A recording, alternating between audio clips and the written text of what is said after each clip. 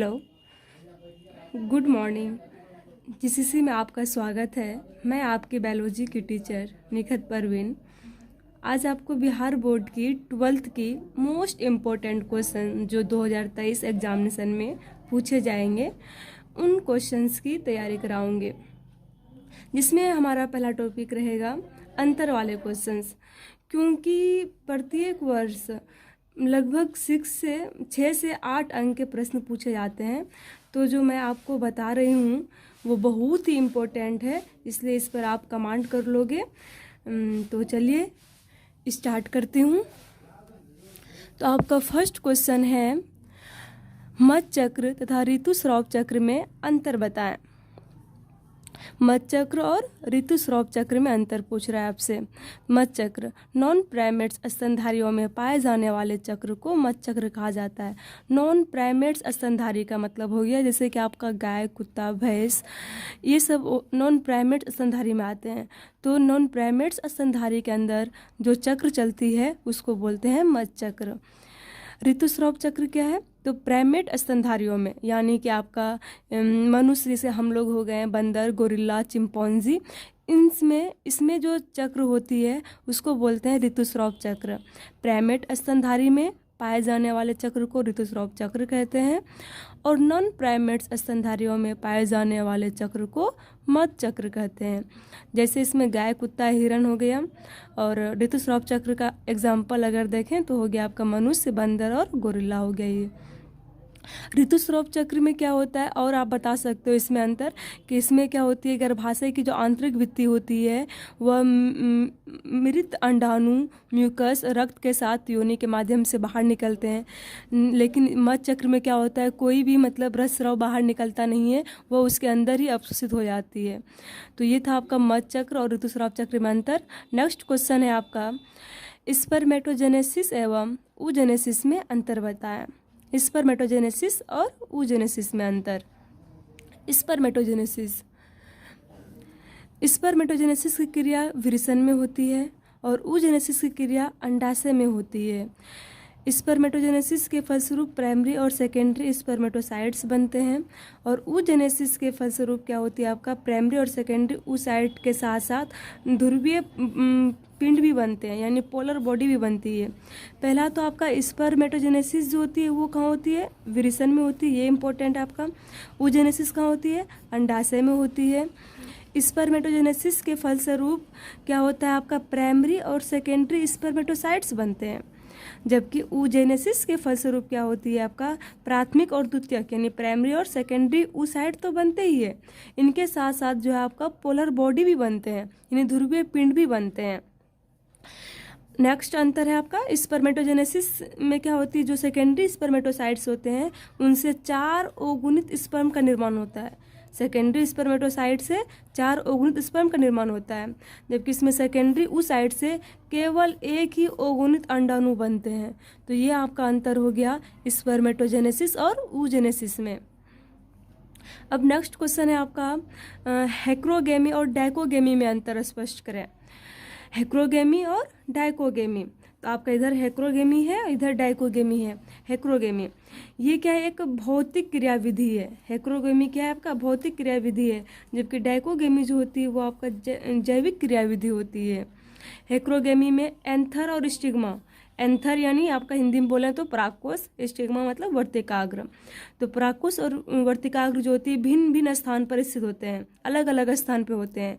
Dichogamy में क्या होती है, आपका एंथर और स्टिग्मा जो होती है एक ही स्थान पर होते हैं। यहाँ का सेकंड ये आपका ऐसे उल्टा हो गया है थोड़ा सा, इसका यहाँ पे है और इनका अंतर एक यहाँ पे है।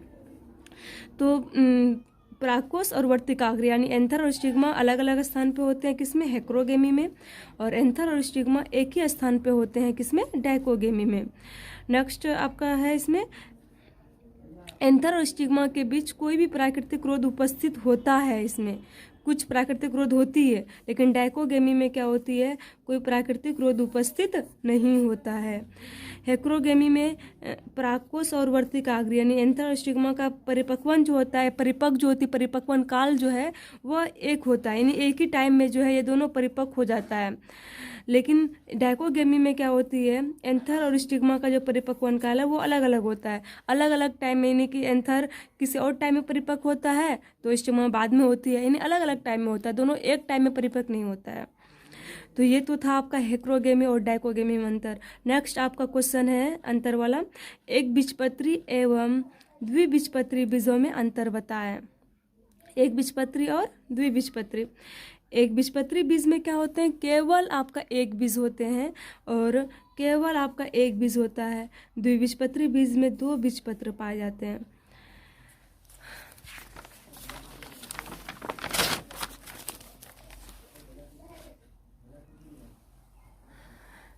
एक बीजपत्री में क्या होती है, एक बीजपत्री में मूलांकुर बीजपत्र के बगल में होता है और द्विबीजपत्री में मूलांकुर जो होती है वो दोनों बीजपत्र के बीच में होती है। इसमें मूलांकुर बीजपत्र के बगल में होता है, तो द्विबीजपत्री में मूलांकुर जो होती है दोनों बीजपत्र के बीच में होता है।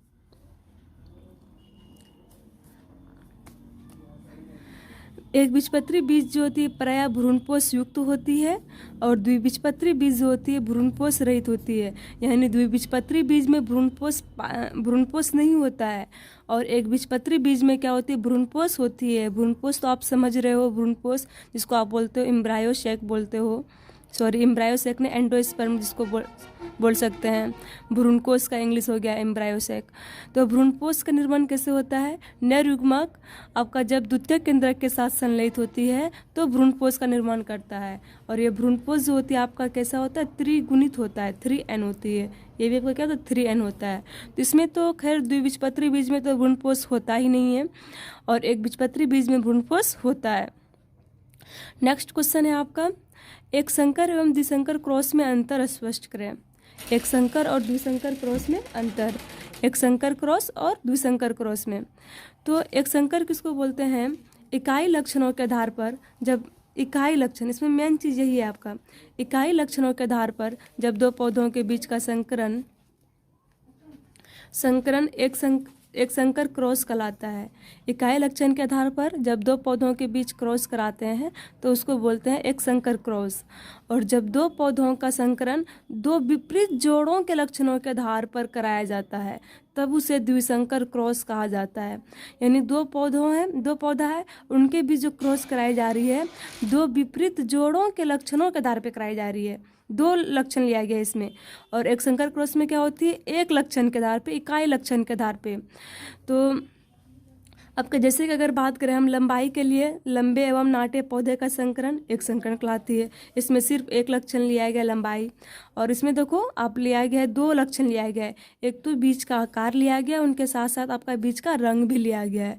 तो 2 लक्षण के आधार पर जब क्रॉस कराई जाती है तो द्विसंकर क्रॉस कहलाता है। एक लक्षण के आधार पर जब 2 पौधों के बीच क्रॉस होती है तो उसको एक संकर क्रॉस बोलते हैं। बहुत ईजी है आपका। नेक्स्ट क्वेश्चन है, न्यूक्लियोसाइड एवं न्यूक्लियोटाइड में अंतर स्पष्ट करें। न्यूक्लियोसाइड और न्यूक्लियोटाइड में अंतर पूछ रहा है। तो शर्करा के एक अणु नाइट्रोजन क्षार के एक अणु के साथ, शर्करा का एक अणु नाइट्रोजन क्षार के एक अणु के साथ जुड़कर न्यूक्लियोसाइड बनाती है। यानी कि शुगर का एक अणु जब वो नाइट्रोजन क्षार के एक अणु के साथ मिल जाती है तो क्या बनता है आपका, न्यूक्लियोसाइड बनता है। यानी इसमें सिर्फ शर्करा और क्या होती है आपका, नाइट्रोजन क्षार होता है, क्योंकि शर्करा और नाइट्रोजन क्षार के मिलने से बना है आपका न्यूक्लियोसाइड। लेकिन टाइड में क्या होता है, न्यूक्लियोटाइड, यहाँ पे साइड है, यहाँ पे क्या है, टाइड है। इसमें क्या होती है, जब एक न्यूक्लियोसाइड का संघनन फास्फोरिक अम्ल के साथ कराया जाता है तो वह आपस में फास्फोडाइस्टर बंध के द्वारा जुड़ जाती है और किसका निर्माण करता है, आपका न्यूक्लियोटाइड का निर्माण करता है। तो एक न्यूक्लियोसाइड का संघनन जब फास्फोरिक अम्ल के साथ फास्फोडाइस्टर बंध के द्वारा होता है तो एक न्यूक्लियोटाइड बनता है। मतलब यहाँ पे क्या हो गया आपका, एक न्यूक्लियोसाइड जब फास्फोरिक अम्ल के साथ जुड़ती है तो न्यूक्लियोटाइड बनती है। और न्यूक्लियोसाइड कैसे बनता है, शर्करा का एक अणु नाइट्रोजन क्षार के एक अणु के साथ मिलकर के न्यूक्लियोसाइड बनाती है। तो न्यूक्लियोटाइड में आपका तीनों चीज़ें, शर्करा भी है, नाइट्रोजन क्षार भी है और फास्फोरिक अम्ल है। और न्यूक्लियोसाइड में क्या आपका सिर्फ शर्करा और नाइट्रोजन क्षार है। तो ये आपका कॉमन अंतर था न्यूक्लियोसाइड और न्यूक्लियोटाइड में। नेक्स्ट क्वेश्चन है आपका ट्रांसलेशन एवं ट्रांसक्रिप्शन में अंतर बताएं। ट्रांसलेशन और ट्रांसक्रिप्शन में अंतर। ट्रांसलेशन mRNA में उपस्थित सूचनाओं के अनुसार एमिनो अम्ल से प्रोटीन का संश्लेषण ट्रांसलेशन कहलाता है। mRNA में जो भी सूचना होती है उसके अनुसार जो प्रोटीन का फॉर्मेशन होगा, संश्लेषण होगा, उसको बोलेंगे ट्रांसलेशन। ट्रांसक्रिप्शन क्या है आपका? डीएनए से आनुवंशिक सूचनाओं का स्थानांतरण जब mRNA में होती है तो उसको बोलते हैं ट्रांसक्रिप्शन। ऐसे आप इसको ऐसे देख सकते हो, ये आपका डीएनए है, ये डीएनए हो गया आपका, इनसे जो है आनुवंशिक सूचना जा रही है किसमें? mRNA में। तो डीएनए से जो भी आनुवंशिक सूचना का स्थानांतरण mRNA में हुआ, इस प्रोसेस को बोलते हैं क्या? ट्रांसक्रिप्शन बोलते हैं। और उसके बाद क्या? mRNA में जो सूचना मिल गई, अब उस सूचना के अनुरूप जो प्रोटीन बनेगा आपका, जो प्रोटीन का फॉर्मेशन होगा उसको बोलेंगे क्या? प्रोटीन के फॉर्मेशन की जो प्रक्रिया है उसको बोलेंगे ट्रांसलेशन। यानी हम लिखे हैं यहाँ पे, आप देख सकते हो, mRNA में उपस्थित सूचनाओं के अनुसार एमिनो अम्ल से प्रोटीन का संश्लेषण क्या कहलाती है? ट्रांसलेशन कहलाती है। और डीएनए से आनुवंशिक सूचना का स्थानांतरण mRNA में होना ट्रांसक्रिप्शन कहलाता है। ट्रांसलेशन क्या होती है? यूकेरियोटिक कोशिकाओं में इनकी जो क्रिया है कोशिका द्रव्य में होती है। ट्रांसलेशन की क्रिया यूकेरियोटिक कोशिकाओं में कहाँ होती है? कोशिका द्रव्य में होती है। बहुत इंपॉर्टेंट अंतर है आपका। और ट्रांसक्रिप्शन की जो क्रिया होती है वह यूकेरियोटिक कोशिकाओं में जो होती है वह केंद्रक में होती है। ट्रांसक्रिप्शन की क्रिया केंद्रक में संपन्न होती है और ट्रांसलेशन की क्रिया जो आपका कहाँ होती है? कोशिका द्रव्य में संपन्न होती है। तो ये तो आपका था ट्रांसलेशन और ट्रांसक्रिप्शन में अंतर। नेक्स्ट क्वेश्चन है आपका यूक्रोमेटिन एवं हेट्रोक्रोमेटिन में अंतर। यूक्रोमेटिन एवं हेट्रोक्रोमेटिन में अंतर। यूक्रोमेटिन और आपका हेट्रोक्रोमेटिन, वे क्रोमेटिन जो प्रोटीन अणुओं के साथ ढीले ढाले रूप से बंधे होते हैं उसको बोलते हैं यूक्रोमेटिन, और जो प्रोटीन अणुओं के साथ मजबूत से बंधे होते हैं उसको बोलते हैं हेट्रोक्रोमेटिन। बहुत सिंपल सा अंतर है। ऐसा क्रोमेटिन जो प्रोटीन अणु के साथ लूज से बंधा हो, ढीला ढाला बंधा हो, उसको बोलते हैं यूक्रोमेटिन। और ऐसा क्रोमेटिन जो प्रोटीन अणु के साथ मजबूत से बंधा हो उसको बोलते हैं हेट्रोक्रोमेटिन। अगर ढीला रूप से बंधा हुआ है तो यूक्रोमेटिन बोलेंगे, अगर मजबूत रूप से बंधा है तो हेट्रोक्रोमेटिन बोलेंगे।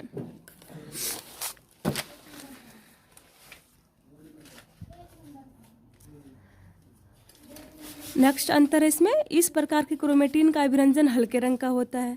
यूक्रोमेटिन का अभिरंजन जो होती है कैसी होती है? हल्के रंग का होता है। और हेट्रोक्रोमेटिन का जो अभिरंजन होता है वो आपका गाढ़े रंग का होता है। यूक्रोमेटिन आपका एक तरह का सक्रिय क्रोमेटिन है और हेट्रोक्रोमेटिन आपका एक तरह का निष्क्रिय क्रोमेटिन है। तो यूक्रोमेटिन में क्या क्या था? और ढीले ढाले रूप से जुड़ा हुआ था और हल्के रंग की थी अभिरंजन, और इसको सक्रिय क्रोमेटिन भी कह सकते हैं। इसमें क्या था आपका? हेट्रोक्रोमेटिन में, इसमें जो है क्रोमेटिन जो होती है प्रोटीन अणु के साथ मजबूत से जुड़ी होती है और साथ ही इनका अभिरंजन कैसा होता है? गाढ़े रंग का होता है, और इसको निष्क्रिय क्रोमेटिन भी कहा जाता है। नेक्स्ट आपका क्वेश्चन है अंतर वाला, प्रतिजन एवं प्रतिरक्षी के बीच अंतर दें। प्रतिजन जिसको आप इंग्लिश में कहते हो एंटीजन, और प्रतिरक्षी जिसको आप इंग्लिश में कह सकते हैं एंटीबॉडीज, इनके बीच अंतर मांग रहा है। तो एक साइड प्रतिजन है और एक साइड आपका प्रतिरक्षी है। प्रतिजन एक बाह्य पदार्थ है, यानी एंटीजन जो होती है वो एक बाह्य पदार्थ है जिसको क्या करते हैं? शरीर में प्रतिरक्षी को पैदा करता है। प्रतिजन एक बाह्य पदार्थ है जो शरीर में प्रतिरक्षी को पैदा करता है। और प्रतिरक्षी क्या है? एक अणु है जो जंतुओं के द्वारा बाह्य पदार्थ से लड़ने के लिए पैदा होती है, यानी इसका संश्लेषण शरीर के अंदर खुद होती है। कोई अगर जंतु के द्वारा कोई भी बाह्य पदार्थ अगर हमारे अंदर चले गई तो उनसे लड़ने के लिए हमारे बॉडी के अंदर या हमारे शरीर के अंदर जो है प्रतिरक्षी उत्पन्न होती है, एंटीबॉडीज का निर्माण होता है। लेकिन एंटीजन क्या है? ये एक बाह्य पदार्थ है जो शरीर में जाती है और वो क्या करती है? प्रतिरक्षी को पैदा करवाती है या पैदा करती है बोल सकते हैं। नेक्स्ट आपका टॉपिक ये है, अंतर है, प्रतिजन प्रोटीन या पॉलीसेकेराइड हो सकती है। ये प्रोटीन भी हो सकता है या फिर पॉलीसेकेराइड हो सकता है आपका। लेकिन एंटीबॉडीज यानी प्रतिरक्षी जो है वो केवल आपका प्रोटीन का अणु है। ये प्रोटीन भी हो सकती है और पॉलीसेकेराइड भी, लेकिन प्रतिरक्षी केवल क्या? प्रोटीन का एक अणु है। प्रतिजन ये जीवाणुओं की सतह पर पाए जाते हैं या स्वतंत्र अणु के रूप में भी हो सकता है। एंटीजन आपका जीवाणु की सतह पर होता है या स्वतंत्र अणु के रूप में भी हो सकता है। लेकिन प्रतिरक्षी जो है प्लाज्मा कोशिका की सतह पर या शरीर के द्रव में पाई जाती है। प्लाज्मा कोशिका की सतह पर या शरीर के द्रव में पाई जाती है। कौन? प्रतिरक्षी। नेक्स्ट क्वेश्चन है आपका, कैंसर प्रभावित कोशिका एवं सामान्य कोशिका में अंतर स्पष्ट करें। कैंसर कोशिका और एक हो गया आपका सामान्य कोशिका, इन दोनों में अंतर पूछ रहा है। कैंसर कोशिका, तो कैंसर कोशिका का जो केंद्रक होती है वो सामान्य रूप से बड़ी होती है और अनियमित आकार की होती है। कोई उसका जो केंद्रक होता है उनका आकार जो होती है फिक्स नहीं होती है, नियमित नहीं होती, अनियमित होती है, चेंज होते रहती है। और क्या होती है, उनका बड़ा भी होता है, काफ़ी असमान रूप से बड़ी होती है। जबकि सामान्य कोशिका की जो केंद्रक होती है वह नियमित आकार वाली होती है। उनकी जो केंद्रक होती है वो फिक्स होती है नॉर्मली सेल की, सामान्य कोशिका की। लेकिन वही जिस कोशिका में कैंसर हुआ हो वो, यानी जो कैंसर सेल है आपका, उसकी जो केंद्रक होती है वो असमान रूप से बड़ा होता है और अनियमित आकार के दिखाई भी पड़ते हैं। कैंसर कोशिका की जो कोशिका झिल्ली होती है वह अपरिवर्तित होती है, मतलब बदलती नहीं है, आपका चेंजेबल नहीं होती है। लेकिन सामान्य कोशिका की जो कोशिका झिल्ली होती है वो परिवर्तनशील होती है। कैंसर कोशिका में माइटोकॉन्ड्रिया फुली होती है और समान रचनाओं का भी अभाव होता है। माइटोकॉन्ड्रिया तो फुला हुआ है ही, और भी जो सेल ऑर्गेनेल्स है वो भी इसके अंदर क्या होता है, उनका अभाव होती है, वो नहीं होता है। और सामान्य कोशिका में माइटोकॉन्ड्रिया की संरचना सामान्य होती है, जो नॉर्मली हर एक सेल में होता है वो चीज़ें होती है, सामान्य होती है इनकी संरचना। कोई फुला हुआ या ऐसा कुछ भी नहीं होता है, सामान्य होता है। कैंसर कोशिका, इसमें क्या अनियंत्रित कोशिका विभाजन होती है, जिससे कोशिकाओं का झुंड बन जाता है, समूह बन जाता है, गुच्छा बन जाता है। क्योंकि अनियंत्रित कोशिका विभाजन हो रही है, अनकंट्रोल्ड डिवीजन हो रही है, तो क्या होगा, कोशिकाओं का तो ढेर लगेगा ही, समूह बनेगा ही, जिसको आप बोलते हो ट्यूमर बोलते हैं आप, ट्यूमर, मस्सा बोलते हैं। और सामान्य कोशिका में क्या होता है, नियंत्रित कोशिका विभाजन होता है। और नियंत्रित कोशिका विभाजन होगा तो कोशिका गुच्छा बनना तो है ही नहीं, बनेगा ही नहीं, तो इसमें कोई ट्यूमर उमर बनता नहीं है। नेक्स्ट क्वेश्चन है आपका, संक्रामक एवं असंक्रामक रोगों में अंतर बताएं। संक्रामक रोग और एक असंक्रामक रोग। संक्रामक रोग के जो कारक होते हैं वो जीवित परजीवी होता है, और असंक्रामक रोग का जो कारक होता है जीवित जीवों के अलावा अन्य कारक भी हो सकता है। इस रोग का संक्रमण क्या होती है, किसी संक्रमित व्यक्ति से स्वस्थ व्यक्ति में हो सकता है।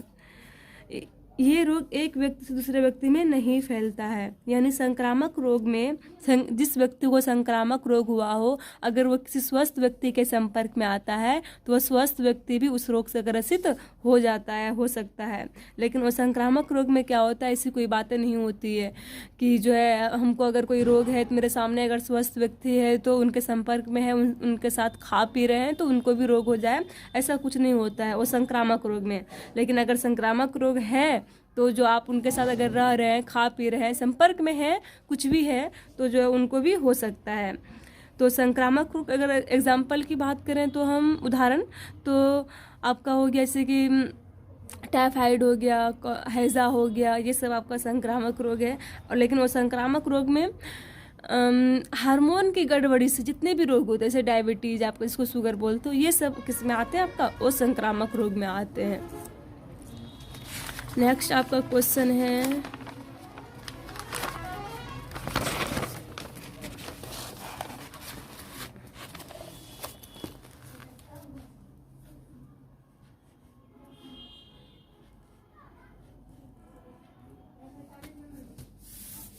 नेक्स्ट क्वेश्चन है आपका, सक्रिय एवं निष्क्रिय प्रतिरक्षा में अंतर बताएं। सक्रिय एवं निष्क्रिय प्रतिरक्षा में अंतर। सक्रिय प्रतिरक्षा और एक है आपका निष्क्रिय प्रतिरक्षा।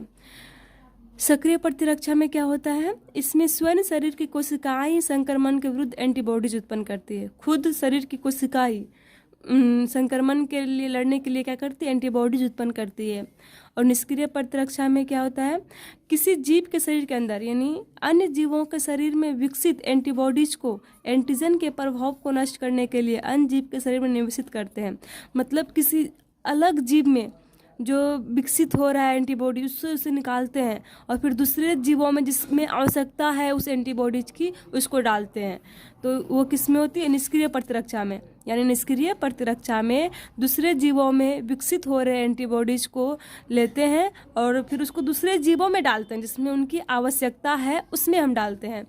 लेकिन सक्रिय प्रतिरक्षा में शरीर की कोशिका ही जो है उनसे लड़ने के लिए जो है एंटीबॉडीज बना लेती है, कहीं बाहर से मंगाने की ज़रूरत नहीं पड़ती है, इसमें बाहर से दिया जाता है। सक्रिय प्रतिरक्षा में एंटीबॉडीज बनने में क्या लगता है? समय लगता है क्योंकि खुद बना रहा है तो।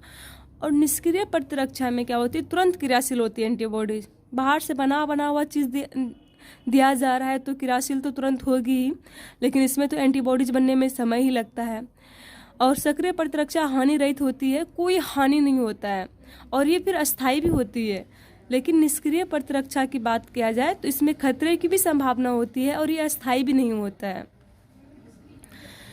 क्योंकि आपका ये इसमें बाहर से डाला जा रहा है ना, और बाहरी चीज़ें कितनी अस्थायी रहेगी और वो कुछ ना कुछ तो गड़बड़ी करेगा ही, यानी खतरे की संभावना होती है।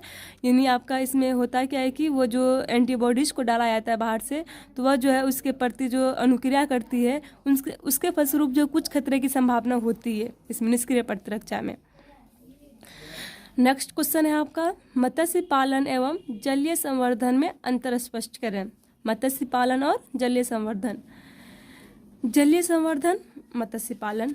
जलीय संवर्धन में क्या है कि सभी तरह के जलीय जीव जंतु को पानी में विकसित किया जाता है, चाहे कोई सा भी जीव, बड़ा जीव हो छोटा जीव हो, यानी कि जो जितने भी जलीय जीव जंतु है उनको पानी में विकसित किया जाता है। किसमें? जलीय संवर्धन में। और मत्स्य पालन में केवल मछली को ही पैदा की जाती है, भोज्य मछली जो खाने वाला मछली है उनको पैदा किया जाता है, केवल मछली का पालन की जाती है मत्स्य पालन में। जलीय संवर्धन में क्या होती है? बाहर से विशेष भोज्य पदार्थ की अल्प जरूरत पड़ती है, बाहर से देने की जरूरत उतना नहीं पड़ता, बहुत कम जरूरत पड़ता है। लेकिन मत्स्य पालन में मछलियों को भोजन बाहर से ही देना पड़ता है, इसमें मछलियों को भोजन बाहर से देना पड़ता है। और जलीय संवर्धन में बाहर से विशेष भोज्य पदार्थों की अल्प जरूरत पड़ती है। नेक्स्ट क्वेश्चन है आपका, परभक्षी एवं परजीवी में क्या अंतर है? परभक्षी एवं परजीवी में क्या अंतर है? परभक्षी और परजीवी। परभक्षी क्या होती है? ये बड़े एवं मजबूत जानवर है जो शिकार को मारकर ग्रहण करते हैं। और परजीवी ये छोटे सूक्ष्म स्तर जीव है जो होस्ट पर आश्रित होते हैं। होस्ट समझ रहे हो ना, परपोषी कोशिका, जो भी परपोषी होगा उनका परपोषी कोशिका होगी उस पर वो आश्रित होते हैं। अब परभक्षी बड़े भी होते हैं, मजबूत जानवर भी है और शिकार कर मार कर ग्रहण करते हैं। परजीवी छोटा सूक्ष्म स्तर के जीव हैं और होस्ट पर ही आश्रित होते हैं। परभक्षी शिकार के प्रति निश्चित नहीं होता है, परजीवी जीवों के प्रति निश्चित होता है। ये निश्चित नहीं होता है तो ये निश्चित होता है। परभक्षी गतिशील होता है ताकि वो शिकार को पकड़ सके। और परजीवी जो होती है वह क्या होती है? इसमें विकिरणन की कम क्षमता होती है। तो ये तो था आपका परभक्षी और परजीवी में अंतर। नेक्स्ट आपका क्वेश्चन है, ग्रेजिंग खाद्य श्रृंखला एवं डेट्रायड्स खाद्य श्रृंखला में अंतर स्पष्ट करें। ग्रेजिंग खाद्य श्रृंखला एवं डेट्रायड्स खाद्य श्रृंखला में अंतर। तो ग्रेजिंग खाद्य श्रृंखला और एक आपका इधर डेट्रायड्स खाद्य श्रृंखला, इसमें ऊर्जा का स्थानांतरण जो होती है हरे पौधों से शुरू होता है। किसमें? ग्रेजिंग खाद्य श्रृंखला में ऊर्जा का स्थानांतरण हरे पौधों से शुरू होती है। और डेट्रायड्स खाद्य श्रृंखला में ऊर्जा का स्थानांतरण सड़े गले कार्बनिक पदार्थों से होती है। ग्रेजिंग खाद्य श्रृंखला में ऊर्जा का स्थानांतरण हरे पौधों से शुरू होती है, जबकि डेट्रायड्स खाद्य श्रृंखला में ऊर्जा का स्थानांतरण जो होती है वो सड़े गले कार्बनिक पदार्थों से होती है। इसमें कम ऊर्जा प्रवाहित होता है ग्रेजिंग खाद्य श्रृंखला में, जबकि इसमें क्या होती है? ज़्यादा ऊर्जा प्रवाहित होता है आपका डेट्रायड्स खाद्य श्रृंखला में। ज़्यादा ऊर्जा क्या होती है आपकी? प्रवाहित होती है। नेक्स्ट क्वेश्चन है आपका, शीत निष्क्रियता एवं ग्रीष्म निष्क्रियता में अंतर स्पष्ट करें। शीत निष्क्रियता और ग्रीष्म निष्क्रियता। शीतकाल के दरमियान जंतुओं के शरीर की निष्क्रियता शीत निष्क्रियता कहलाती है और ग्रीष्म काल के दरमियान होने वाली जो शरीर की निष्क्रियता होती है उसको बोलते हैं ग्रीष्म निष्क्रियता। यानी सिंपल है, शीतकाल के दरमियान जंतुओं के शरीर की जो निष्क्रियता है उसको बोलेंगे शीत निष्क्रियता, और ग्रीष्म काल के दरमियान होने वाले शरीर की जो निष्क्रियता है उसको बोलेंगे ग्रीष्म निष्क्रियता। जैसे अगर बात करें तो इसमें उत्तरी स्थलीय गिलहरी हो गया, इसमें दक्षिणी पश्चिमी स्थलीय गिलहरी हो गया आपका। तो यह आपका लास्ट क्वेश्चन था, शीत निष्क्रियता एवं ग्रीष्म निष्क्रियता में अंतर स्पष्ट करें। ये लास्ट क्वेश्चन थी। आई होप आप लोगों को समझ में आ गई होगी, और भी अभी कुछ अंतर बाकी रह गई है जो कि आपको नेक्स्ट वीडियो में मिलेगा।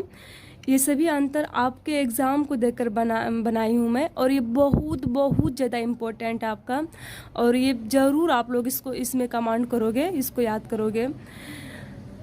और यदि आपको मेरी पढ़ाई पसंद आई हो तो प्लीज़ लाइक करें, दोस्तों को शेयर करें ताकि इस वीडियो से ज़्यादा से ज़्यादा फ़ायदा उठाया जा सके, और प्लीज़ लास्ट में चैनल को सब्सक्राइब करें। Thanks for watching my video. Thank you.